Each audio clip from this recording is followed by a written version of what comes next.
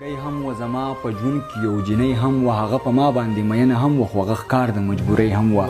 څه د حالاتو په زنځیر بندي و څه خواره پاتې د سیالۍ هم و څه اوږده یخه شپه د جمعې هم و څه انتها د خاموشۍ هم و د شیخ په یو لاس کې تسبیح هم و د شیخ په بل لاس کې پیالۍ هم و ما ته زما د خوشحالو جنازه خلکو له هغه یوه ډولۍ هم وه چې په وجدان مې څنګ سوالي نښه و هغه زما په بندګۍ هم وه بغیر له تا نه زندګي تعجب و چې حوصله مې لا ژوندی هم و عبید ملنګ نامراد عشق و عبید ملنګ نامراد عشق و وجه زما د شاعرۍ هم وه بلا مزه د زندګۍ هم و زما په ژوند کې یو جنۍ هم وه خو هیر کړی مې دی یو بیمانه مې جانانو خو هیر کړی مې دی تاریخ ګواه دی ما په هر ډګر بریا وړې د اومه پښتون زما یو شانو خو هیر کړی مې دی او ما به د وخت د جالانو مخنیوی کولو زما سینه کې پروت قرآن خو هیر کړی مې دی ما به د وخت د جالانو مخنیوی کولو زما سینه کې پروت قرآن خو هیر کړی مې دی د بې حسۍ نه یې والله سم دیوالونه کې د زما د ټول ژوندون ارمانو خو هیر کړی مې دی چاته یې ویل چې یو شاعر و په ما مینو ژوندی دی نوم یې عبید جانو خو هیر کړی مې دی او یو بله دا وایم چې د شعیب پایانې بار بار دغه کوي د دې غزل چې او ویلی یم دی تاسو به اورېدلی چې دا وسوسې مې مدام زړه له راتلې دا وسوسې مې مدام زړه له راتلې چې ته زما په ژوند کې څه له راتلې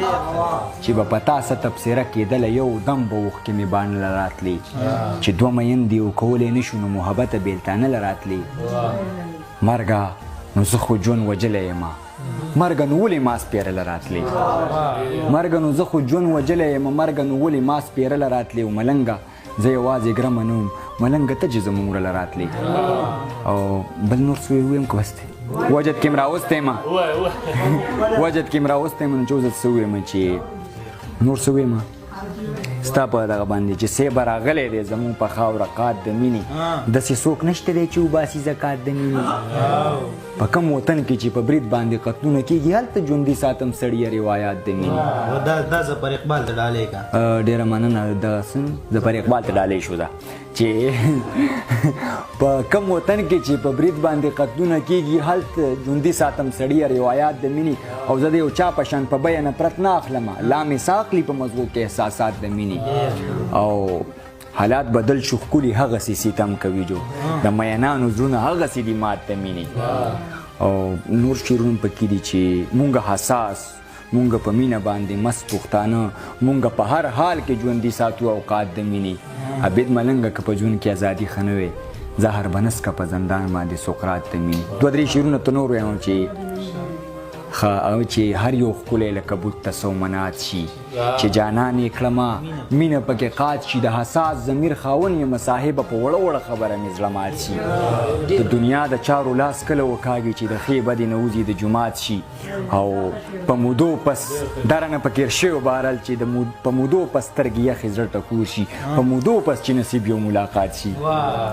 او مونږ بې وسه یو د مینې کمی نشته دا زمونږ قسمتونه دې میراث شي چې مین شي نو د لا د باده وځي د چینار په شان سړی وي خرامات شي ستا د حسن په موضوع چې لیکل کېږي کنایې شي توضیحات شي تشبیهات شي